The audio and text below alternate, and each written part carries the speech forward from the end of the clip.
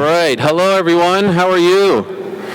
Should have fixed this earlier. Oh, it's so great to be here. Appreciate everyone who is watching at home. Thank you to the media who is here at the American Airlines Center in beautiful Dallas, Texas, home of the Dallas Stars, who are playing quite well in the NHL playoffs. I am Ariel Helwani. It is a great honor to be here for the first press conference leading up to the massive Jake Paul versus Nathan Diaz boxing match on August 5th on DAZN pay-per-view from right here inside the American Airlines Center. Let us not waste any time off the bat. Let's get this party started.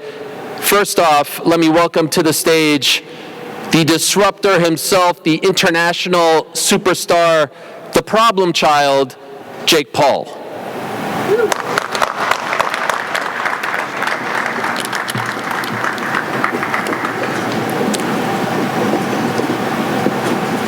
Hey, Jake. Long time no see. How are you? Good. It's a pleasure. All right. Jake Paul in the house. And yes, my friends, this is real life. This is happening. August 5th, Dallas, Texas. Jake Paul versus the combat sports icon, the pride of Stockton, the one and only Nathan Diaz.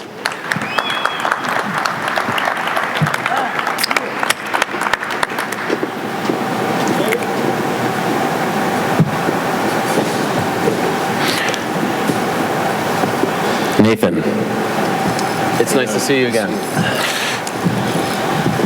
How about this? 2 years ago, you would have told me that this is a real thing. I would have laughed in your face, but my friends, it is a real thing, and it is presented, by the way, by Celsius Essential Energy Drinks. How about this? Let's open one up, shall we? Drink Celsius. Cheap plug. Oh, I hear it's fantastic. This is my first sip, Jake.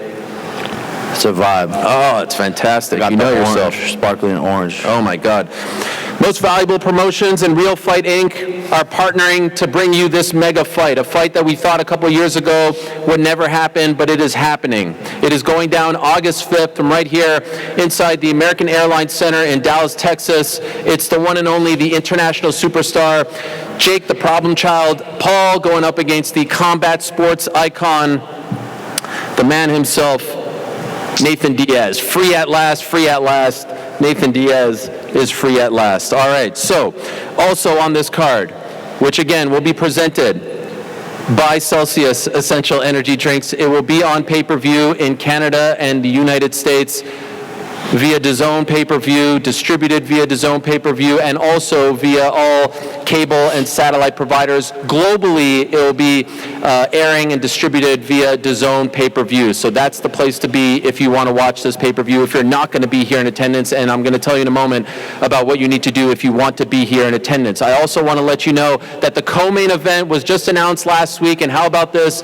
It's one of the greatest female boxers of all time, the real deal, Amanda Serrano, defending her undisputed featherweight titles against the woman that she beat back in 2019, the New York legend herself, Heather Hardy. That will be the co-main event. Plenty more fights to be announced, so stay tuned for those announcements. Over 20,000 people have signed up for early access tickets, which go on sale today. 20,000. I'm told that previously this platform, the highest that they ever had in terms of early access ticket signups, around 4,000 or 5,000. 20,000 plus have signed up. Those tickets, you'll get a code via your email if you have signed up already.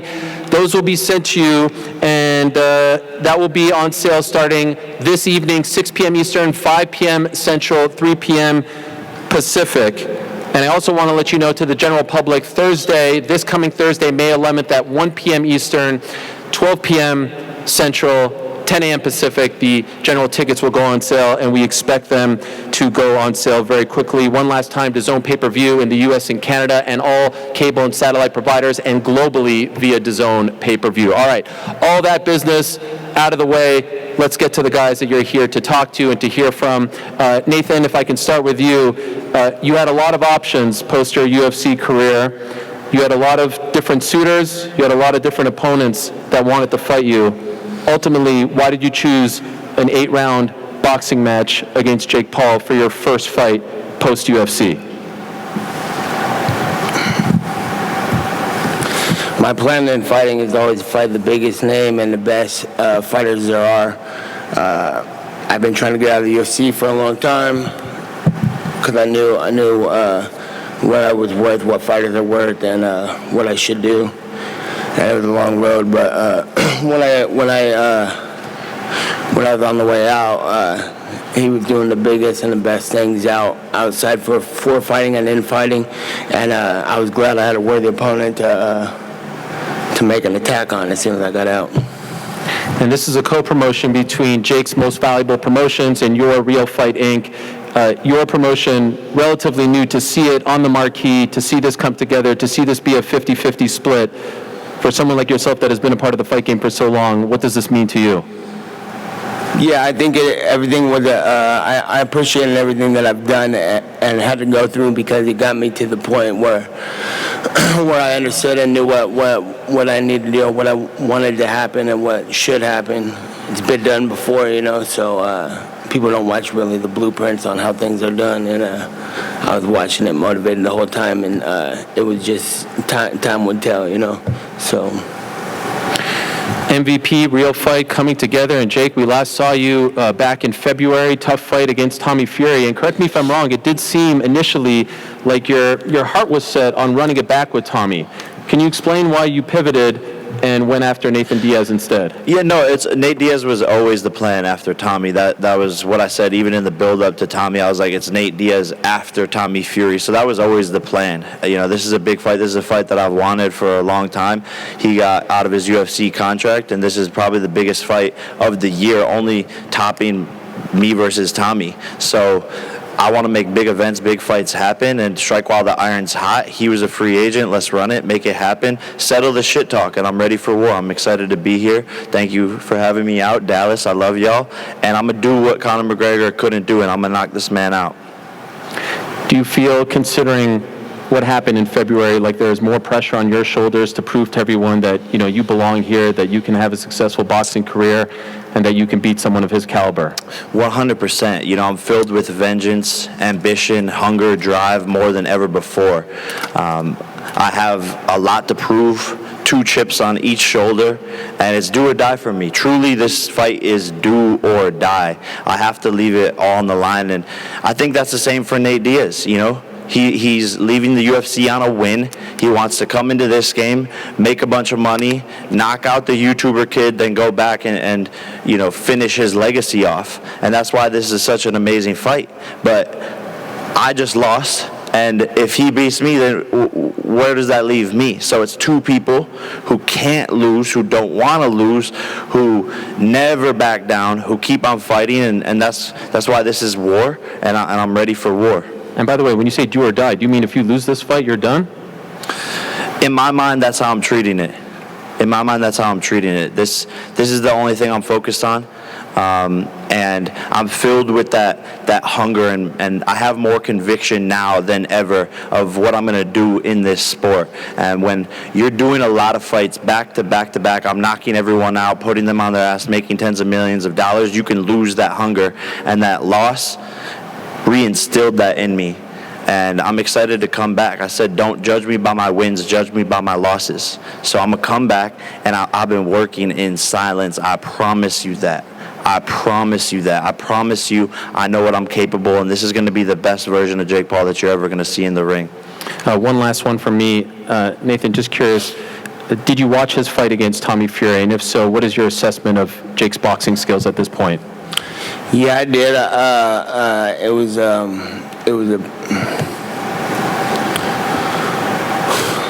I don't even think no one won or lost. So it's like that's why I wanted to fight too. Because usually I want to fight the guys who won, but I don't think anybody lost in the fight anyway. So,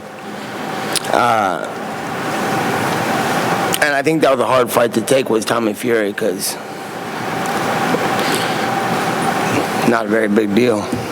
I feel you. All right, guys. Let's go to the media. And the way I like to do it is I'd love if you guys can say where you're from, what outlet you're from, and also what your name is. Let's keep this classy here. That's what they do for the big press conferences. So we've got a couple of microphones roaming about, and I do believe we have our first question asker right over there. Take it away, Mike. Mike Bond with USA Today and MMA Junkie. Start with Jake. Jake, before you fought Ben Askren, you were saying that this fight was inevitable. It was going to happen one day. People called you crazy, delusional. Is it surreal to be sitting up here across from Nate and actually have this come into fruition? Yeah, look, that's what people have said my whole entire career, so I'm used to it. I'm used to the non-believers, and I've always said exactly what I'm going to do, and then I've done it. And so, yeah, we're finally here. I predicted the future, but it is surreal, you know, and I had to put in the work to get here, and I'm just excited to be here putting on massive events, and this is just the start of what I'm going to accomplish. So everything else I've said still holds true as well, and this is proof of that. Jake always says it's, you know, himself versus MMA. Do you feel like you're representing MMA in this fight, or do you want people to look at you now as Nate Diaz, the boxer? Yeah, I didn't like the build up to his last fight with Tommy Fury because they were stereotyped. Well, I was taking offense because I was being stereotyped as an MMA fighter. Tommy Fury, I think, was saying, like, they're MMA fighters who he's fighting. I'm like, first of all, these guys are saying how... I was offended because he was saying how those are MMA fighters, they're not boxers, but Anderson Silva would whip Tommy Fury's ass, so that was kind of stupid. But I don't like being stereotyped as an MMA fighter. I always like the art, each art. I'm a black belt in jiu-jitsu, and I would have been a pro boxer when I was 18 years old, but a cage fight came up first, so I was stuck in a cage my whole career. And there were times when I got locked out in contract right away by the UFC, so I was already locked down from the beginning. I wanted to get out and do boxing, but it was contract after contract, and shit just kept chain reaction the whole time. I was just locked in longer and longer. So I've been going to boxing gyms since I'm 15 years old, sparring pro boxers, and I don't think I've ever got my ass whipped at a gym, in a boxing gym, and not came back and been the last guy to win the rounds. So. I've always wanted to box, and like I said, I feel like I was a pro boxer the whole time. Every fight I fight in MMA, I was training just like any boxer trains for a boxing match, sparring pros, hitting mitts, running, and doing all the boxing workouts, and more sparring than probably anybody. And that was just a part of the time. The rest of the time I had to do all the other shit. So yeah, I'm glad I get to come here and showcase my skills in boxing.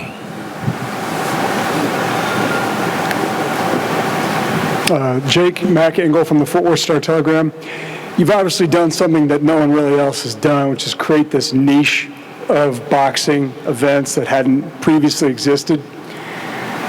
So in doing that and talking about your boxing legacy, have you thought about maybe moving forward eventually when you take on guys who are classically trained boxers and maybe their background isn't crossed over into MMA, or is this what you want to do and you'll do as it best fits to make a big event?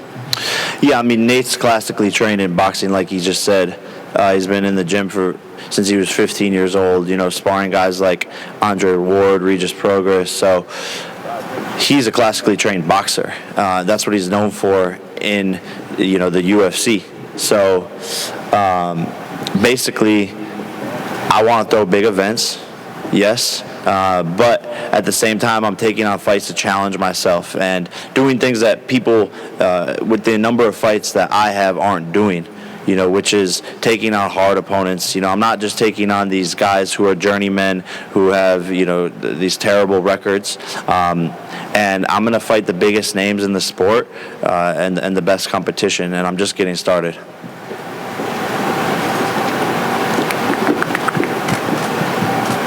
Jake, Akib Ghazi out of Houston, Texas. You lost a close split decision fight against Tommy Fury. How do you see yourself preparing for a fight against Nate Diaz? Is your training camp, is it going to be different? Are you changing people in your camp? Yeah, for sure different. I've switched up pretty much the whole entire team. brought in new people who are going to hold me accountable for my mistakes that I'm making in the gym, and even down to the nutrition, strength and conditioning coaches, all that has been switched, and I believe I learned a lot from the last fight, and I'm just implementing those things into my training camp and not going to make the same mistakes as before. If I could follow up briefly with that, I know you're back with the great Sugar Shane Mosley, who's in attendance, who was instrumental at the beginning of your career. Why did you go back to Shane? Yeah, brought in Shane and third, Theo Chambers, as well as Jay Leon on the team. And I was talking with Shane after the fight, talking with Jay Leon, talking with third, and they all identified the same little mistake that I was making in the boxing ring that needed to be fixed, which would allow the rest of my mistakes that I was making to be corrected. And so once they were all on the same page, Shane was, free, and was, willing to come in and do this full time. So we assembled the Avengers team, and things have been great now, and I feel like a whole completely different fighter already in just a short amount of time. And, we still have 88 days until the fight, so I'm excited to keep on working, and this is going to be my best performance yet. Mr. ILTBA with the Spit Bucket Podcast. Nate Diaz, you've been one of the best combat fighters for the last 20 years. Do you take it as disrespect when you hear other media in here questioning whether you could be in the same ring as with a Jake Paul when you've been doing this for years? Yeah, I'm the best fighter to ever fight in the UFC. Straight up. I've been on all levels. I've been fighting everybody. Doesn't agree with that. And you're like 32-15 in the UFC. Yeah, brother. But what's up? It's the same decision losses like you just lost. Did that guy really win? You got 15 losses. Most of those fights. You got 15 losses. Yeah, but who'd I fight? Top 10. I've been fighting the top 10 guys the whole time. I probably fought 5 guys in my whole career that weren't top 10, and I wasn't top 10 there either. So I've been fighting the best guys. Do I deserve to be in? Which is what he's asking. Do I think, come on, man, what the fuck you talking about? I'm about to fight what happened? Conor McGregor fought fucking Floyd Mayweather. How many rounds he fight him? They went 10. Yeah, hella rounds. I fucking knocked his ass out in 7 minutes. Knocked him out. He got choked because he was not trying to get hit no more, and he was smart, and he took the way out. That's the way to get out. He didn't take the way he had to, you know what I'm saying? So, isn't that the goat of the sport? 7 minutes. By the way, did you want this to be a longer fight, considering that? I don't know where all the fucking people are at. Where's the other? I thought we wouldn't have no normal people for the press conference. What do you mean? Whose idea was this? I'm not good enough. You're great. Oh, thanks. You're great. Who's Like, where's all that? We should have 100 normal people in here. Oh, you mean the fans? Yeah, this is a sketch-ass press conference. Okay. Fucking rookie-ass press conference. Next time, let the whole place in this place be full. You know you're the one putting on the event. Yeah, I do know, but, I thought maybe you would have it together by now. You're finding the big shows. So you're mad at your team? No. Next time, motherfuckers. Feel this motherfucker. Well, fight week, I'm told the press conference will be open to the public. So this is just the ticket on sale, the appetizer, if you will. Yeah, cool. All right. Back to the See questions. if I can make it. All right. August 5th, exclusively on DAZN pay-per-view. Who's next? All right, it's a question for Jay. This is JJ Solomon, Spit Bucket Podcast. Jake Paul, first of all, man, want to just say this as a boxing background, boxing purist, you often hear, Jake doesn't belong in boxing. I just want to say salute to you, man, because you could be making money doing a lot of other things. You're choosing to take the beating and go through the preparation that a boxer does. So with that being said, why boxing, and how long do you plan for this to go on? And go ahead. Yeah, look, I'm a fighter through and through, and I love the routine, the discipline of the sport, being an athlete, and I fell in love with it, and I caught the boxing bug, and I feel like this is what I was put on earth to do, and the sport saved me in many ways from where I was at. I was going down the wrong path in Los Angeles, chasing the wrong things, involving myself with the wrong people, and boxing gave me the opportunity to step back from that, to learn who I was as a man, and to build and grow and to focus on something other than doing, the stupid little YouTube shit that I was doing back in the day, because that's not truly who I was. Thank you. And Nate,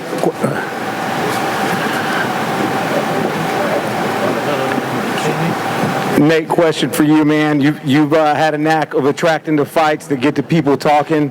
Obviously, Conor McGregor and then Gamebred. How would you put the guy in front of you now in terms of quality, in terms of respect? How would you rate him up compared to guys like Miles Vidal and McGregor? Yeah, I think he's great. I think he's doing a good job. He's been putting on a show, like he said, and that's the only reason why I asked about the fans. He's put on a few shows, so we should be having people in here by now. But as far as a fighter, he's young, he's motivated, he's working hard. I could see that. I'm sure everybody could see that, and that kind of motherfucker is unstoppable. So those are the kind of people I want to fight. And that's why I wanted to fight Conor and the top guy. Anytime I took time off from my fights when I wasn't fighting was because I wanted the top guy, and they were trying to give me some fucking lame-ass motherfucker. I'm like, I'm trying to find the, best of the best, and I think you did a great job. And that's why, I'm here to let motherfuckers know that I do a great job, too. We will go to the next question, and before we do so, just want to apologize to the audience at home for any bad language. Stop cursing. Yes, please stop. So a lot of kids watching, fans, so apologies. Kendrick Johnson, MMA Weekly. This is for Jake. Jake, do you ever see yourself fighting somebody that has been a champion or a current champion in boxing? How big do you want to go? Yeah, for sure. Look, I'm getting more and more experience under my belt with each fight. This will be my 8th fight, and just getting better and better in the gym. I spar against world champions, and trained with world champions all the time. So plan on that in the future 100%, but taking it one fight at a time as we speak. Who do you spar with? Steve Cunningham, Lawrence Okoli, Jalen Love, the list goes on, but lots of champions. Next question for Nate. Chad Dawson. Oh, shit. Another one. Nate, would you fighting people like Andre Ward and sparring Hall of Famers? How much confidence did that give you, knowing that you've seen stuff that he can't do since he's not a future Hall of Fame boxer? I'm sorry, who? Andre Ward, how much sparring him has got you experience to fight somebody? Yeah, that was for sure a level up in my career when I first sparred him, and there'd been certain parts of my career, and I remember leveling up each time with a new.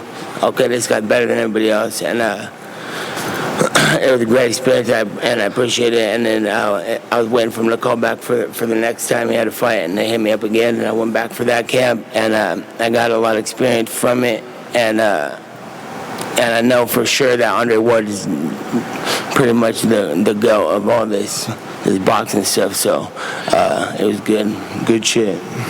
And my question is for both of y'all. I don't know who you are to say that I'm not a future Hall of Fame boxer. What's your resume look like? See, I've done more for the sport than any boxers in current history. What has Floyd Mayweather done for women's boxing? The list goes on. I've changed the whole entire game, brought a new 70 million followers to the sport. I've put on bigger pay-per-views than some of these Hall of Fame guys. Ryan Garcia, Gervonta Tank Davis, 800,000 pay-per-view buys. Me versus Tommy, 830,000. So you want to talk about Hall of Famers? You want to talk about resume? Yeah, I'm building it up, buddy. I just got started in this game. This is my 8th fight, and I'm fighting Nate Diaz, one of the biggest MMA fighters in history. So yeah, that's my resume. Final question then, do you end the fight with the KO, and when will you fight a champion that's already established in boxing? Soon enough, brother. Pay attention. Tune in. Thank you for coming today. Andrew Caprichetti, Inside Fighting. I talked to Conor McGregor, and he said that Nate's going to slap your head off. What do you make of that? Yeah, I think he's got trauma from when Nate slapped his head off. But I like that. I like people to doubt me, and I'm going to do what Conor couldn't do, quite literally, and put a stint in all of these plans here. I know Nate wanted to get out of the UFC, come make a bunch of money, fight me, win, then go back and probably fight Conor in the UFC. So that's what these guys are hoping for.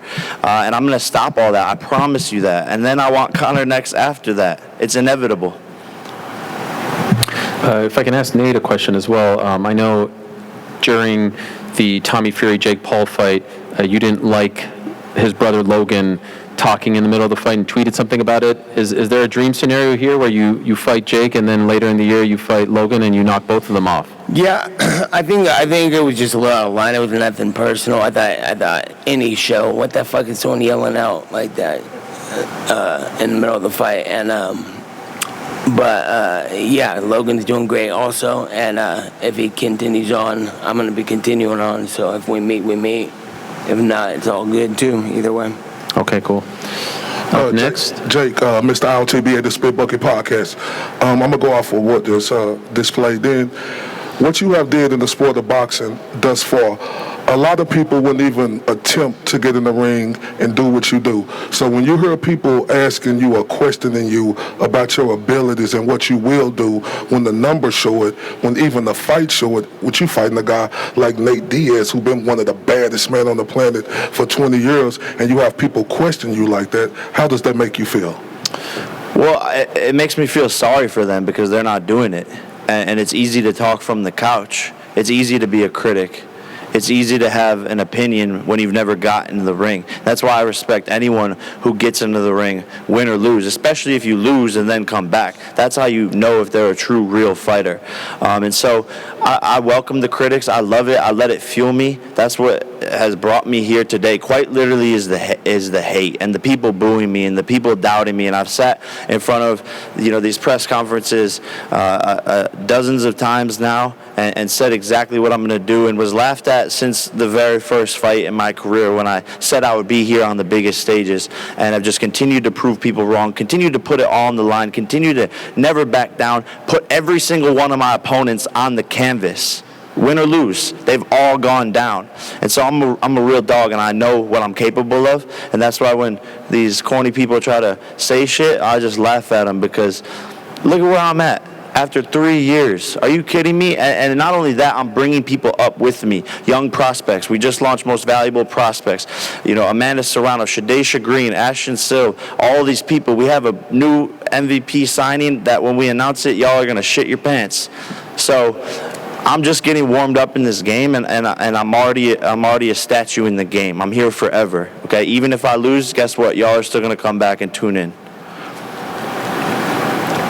hey, guys. I just wanted to ask Nate one quick follow-up. He said it was do or die for him and said it was also do or die for you. Do you agree with that? Like, could you not lose to Jake? Does your plans post-UFC get all blown up if you lose to this guy? I don't plan on losing to anybody, but no matter what happens, I'll be here forever. I'll be fighting. No, I'll be here, whipping ass the whole time. Hey guys, Derek from Better Media here. My question's for Nate. Nate, I'm actually a boxer myself, and I've been trying to get into this undercard. I'm just wondering if you think I could fight your brother Nick. If he's anything like you, I think I'd beat his fucking ass. Not very respectful. Brother, where you just gonna walk around the streets or some shit? You know, all my homeboys see you right now. Yeah, I'm. That was stupid, huh? I'm definitely pretty nervous right now. Yeah, that was stupid. What's your name? I'm Derek from Better Media. Hey, Derek, Better Media. Stupid ass motherfucker. The fuck? You deserve your ass whipped. He works for my company. I'll handle that later. I'll fire him later. Nice. I'm sorry about that, Nate. Derek, shut up. Derek, shut up. All right, sorry. Nate, Mac Engel again from the Forward Star Telegram. You're 38 years old, is that correct? Yeah, 38. 38? Okay, obviously in great shape. Okay, you're 38. You can probably do this for a while. Different. Nate, how much longer do you think you can do this? And what is it specifically about the fight game that keeps, Jake, you can talk to this too, that brings you in to want to do something that anybody would say, yeah, I don't know how healthy that is. Yeah, I've been doing it a long time, most of my life. And I don't plan on going anywhere anytime soon. People talk about age and all that. And I think people all just been diagnosed with retirement and they're done. And only one's making my diagnosis is going to be me. And I feel better now than I did. I feel the same now as I did when I was 18. Just with a lot of more experience and time under my belt, you know. And so the show for me is going on. Skyler Dixon with the Associated Press. Nate, what can you share with us, if anything, about your recent legal situation I in just New fucking Orleans? sucked that welterweight champion right in his grill like 2 fights ago. And he's the champion. What? Remember? Mm-hmm. That works? Yeah. Hey, I'll shout out to you, Leon, that works. Yeah. Strong. Did you think it was Logan Paul when they were all on the street there? You gonna act like that wasn't Logan? Come on, brother. Just definitely like in a flash. You Why thought do it you was run in my Logan. grill? Over here. I'm sorry? You thought it was Logan? It is Logan. What are you talking about? Where you guys saw what happened to Logan? I thought it was Logan Logan. is he here? I thought it was Shout Logan. out to Logan. He gonna be all right. Over here, Chris Santiago of MiddleEasy.com. Hey, you don't want to just hit people out there. That's fucking dangerous. You know what I'm saying? Mm-hmm. Give them a little nap. I think you need him. That's nice too. Slowed it down a little bit. Chris Santiago of MiddleEasy.com. This question's for Jake. What was the first Nate Diaz fight you ever saw? And what was your first impression of him as a fighter, as well as a personality? Yeah, it's funny. I actually remembered a moment the other day when I was sitting on the couch at my dad's house in Ohio. I was probably like 14 years old, and we were watching the UFC event, and I was sitting on the couch, and his fight came on, and I seen like Nate Diaz, and I had a crush on Cameron Diaz at the time, and I asked my dad if that was her brother, and he said no. But that's the first Nate Diaz fight that I saw. So obviously he's a legend in the game, and I'm excited to be fighting him 12 years later. You know, from the couch in Ohio to here in Dallas, Texas. I got a question for Ariel. You've covered Nate your whole career almost. How do you see this fight playing out? I know I'm putting you on the spot. Right? Wow, look at this guy. He's asking me for a prediction? Answer the question, Ariel. Yeah. I tell you, I think the winner on August 5th, if I had to pick one, is going to be the fans. I mean, how about that answer? Tremendous, right?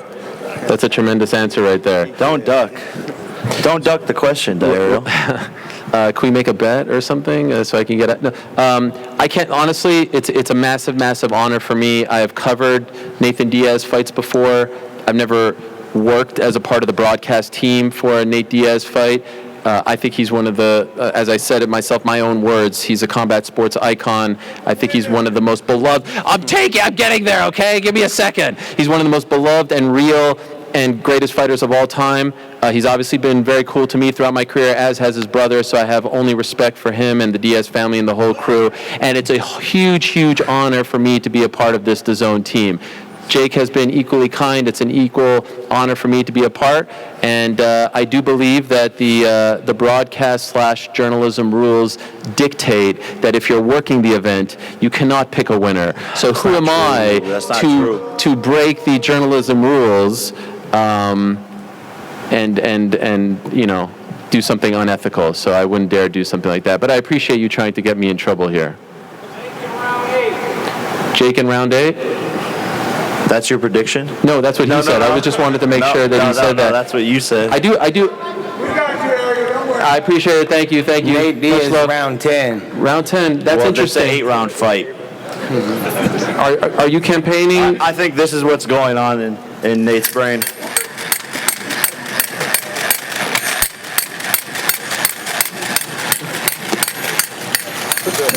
You did mention round 10, Nate. Are you He campaigning? said round 15 or something. Could this be a 10-round fight? I said let's do 15. Well, 15, that's like an old school championship boxing. 15. 15. I don't even know if those exist anymore. I'm going for 12. I've been fighting championship rounds for my last forever, so I don't know why this seems pretty championship material, so I don't know why we're not going 12. You like that? Like I said, yeah, let's do 15. Why not, why 12 if we could do 15? Brother, that's illegal. Yeah, I don't know if that will fly. Well, we can make some exceptions here in Dallas. Okay, so you want 15, and you're down with that if that's legal, but you'd be happy with 12. Yeah. Is the belt on the line? Which belt? Do you know the one? The real one? Yeah, the WBC one. Yeah. No, for sure. Most valuable belt, for sure. Let's put it on the line. Okay. Would you be okay with fighting for that belt, Nathan? I don't know what they're going to say on it. I ain't wearing no belt like that. He's known to for create sure. belts. Belt time. Yeah. Unless you want to make another belt for this one. We'll figure it out. And then they'll bastardize it and they'll corporate I it. don't care and about they'll a ruin belt. Let's just make sure the rounds are the right type of rounds. it. Okay. Oh, 10 rounds. Championship rounds. Would you settle for 10? Whatever he wants, man. I'm ready. It's not going to go that long. Okay. How's it going? I feel like we got What if I something lose there. in the ninth? That'd be fucked up. Huh? What if I lose in the ninth? I mean, you asked for the more rounds. Any other questions? 100 rounds. Oh, there he is, the legend. Ellie Segback, how you doing, guys? Reporting. So, how do you guys envision the fight ending? Jake, Nate? Let's go with Jake first. Yeah, look, I mean, I think he's going to be sharp for a couple of rounds, but there's just nothing he could do to stop me. I'm faster, I'm stronger, I'm the better boxer. And so he's going to be coming forward, doesn't have head movement, trying to pressure me. He's going to get diced up, and I see it ending in 4 rounds or less. I just think I just think he's a better boxer and stronger and better get it done in 4 rounds or less. This is at 185, Nate, and you haven't fought at 185. How do you feel about that? That's cool. That's cool too. All right. I've been sparring everybody in my whole life. What was his prediction? I just can't understand. I don't speak Stockton. Bring the monkey out, dog. Bring your fucking stuffed animal out. He said to bring the monkey out. I don't speak Stockton. Any final questions? Okay, here we go. Hey, Jake. Keith Higgs with Renegade Radio out of Dallas, Texas. Hey, so you've done some pretty big things for the Boxing Association in the last 5 years. After this fight, I know you mentioned Conor McGregor. Is that something that you might want to take to the Octagon and do with Dana? I'm signed to the PFL, so but we'll see. We'll figure it out. I told Nate too I want to fight him in MMA after this, and he doesn't want to do it. But I think once I knock him out, he's going to try to get that get back. Is that true? What, that I want to fight him in MMA? Yeah. I'm gonna go back to the UFC probably and fight the champion. Leon or whoever's the 170 champion. I'm here to showcase my boxing skills that motherfuckers don't know about. So that's a whole nother sport. I'm here to box. Okay. All right. I think one more question. Here we go. Last one. Joey Hayden, Dallas Morning News. When people think of MMA, UFC, boxing, they might picture Vegas, they might picture MSG in New York. How did you guys land on Dallas for this fight, and what kind of excitement do you guys have to do it in this market, in this building? Yeah, I love Texas. Always loved Texas, and this is where I did my first fan meetup ever when I was 16 years old. So it's awesome to bring it back here and to really put on a show, because Texas obviously has crazy fight fans. So excited to put on a massive event, and the pre-signups. Is this man leaving? He said he's just going to the restroom and he'll be right back. Jesus Christ. I've never seen anything like it. He'll be right back, he said. But yeah, the pre-sales obviously show that there's a huge interest, and the pre-signups, excuse me, obviously show that there's a huge interest in this event. Well, we're going to do a face-off, I think, so we can go for a few. Yeah, I got it. Okay. We'll do the face-off right now. I guess we'll take a couple more questions until Nathan returns. Jake, would you say Nate is the toughest opponent you faced yet? I think he's the dumbest opponent yet. What about as far as skill, like boxing? Better than Tommy Fury? Definitely not. Not better. Definitely not. Definitely not. I think, yeah, he's tough in terms of being able to take punches and come forward, but it's just different in boxing, turning the punches over. You're going to see me be able to stop him, which a lot of MMA fighters can't do. In your opinion, who is the face of boxing right now? I would say, it's like Gervonta, Canelo. I would say, like, Canelo's probably still the face, Gervonta's the tits, and I'm the ass. All right, hi Jake, I'm Checo Espinosa out of the University of Texas. So I wanted to start off by congratulating you for putting on such a successful event back in Saudi Arabia. I tuned into BS with Jake Paul. You had over 500,000 pay-per-view buys, which is beyond impressive, man. So congratulations on that. With that being said, you are coming off your first career loss. So how did the loss affect you mentally, and did it lead to any changes inside your training camp and your team in general? Yeah, for sure. I mean, I think it made me reevaluate everything, including myself, my coaches, the people around me, everything. And I think that's good to do in life. It was sort of this reset and this opportunity to look into the mirror, and I learned more about myself in the loss than I have in any of the wins, and it's made me stronger mentally in life and in everything that I'm doing. And it's almost like a relief in a sense, because I never wanted to lose, but now that it's out of the way, I can sort of be free. And so in many ways, it's very, very freeing. And I think it'll help me fight being more calm and focus, but brought in a bunch of new people into the team. And I'm excited to show people my new skill set on August 5th. Can I be, 1 second, sorry, can I be a company shill for a moment? What does that mean? Meaning, all right, May 13th, this Saturday, KSI versus Joe Fournier on DAZN pay-per-view. Who's your pick? I don't give a fuck, to be honest. That's what company, I was just trying to, if you want, you can have a pick. I really don't care. Like, it's a big event in the UK, but I don't think anyone here even is talking about it. If you get by Nate, all goes well, possible end of the year? I'm only focused on Nate right now.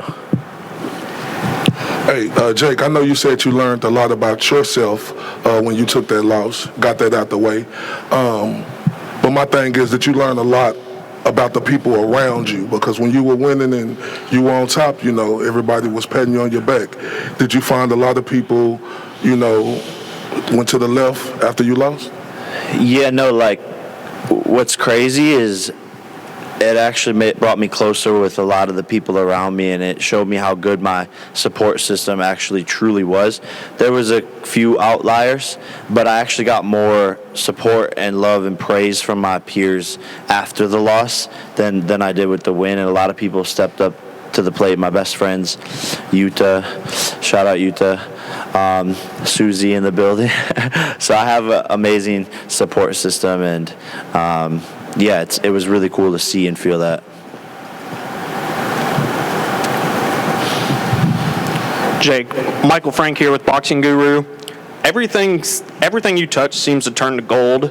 Knowing that you'll never struggle financially, what keeps you motivated to continue your boxing career? Yeah, it's a really interesting question. I think legacy and testing myself and challenging myself to become a world champion. That's my ultimate life goal right now, since, you know, everything else in my life is set. I could retire and focus on my investments, my sports betting company, all these other things that I do, acting, you know, working on a movie, all this stuff. So just that passion and still knowing that I haven't done what I'm capable of in this sport yet, and that I'm going to continue to get better and better and better until I can become a world champion, and that's my goal, and that's what drives me. Thank you very much to the media for all the questions. Thank you to everyone tuning in at home and around the world. We're going to face off the fighters. Nathan Diaz is back. Jake Paul is here. We're going to bring up the co-founder of most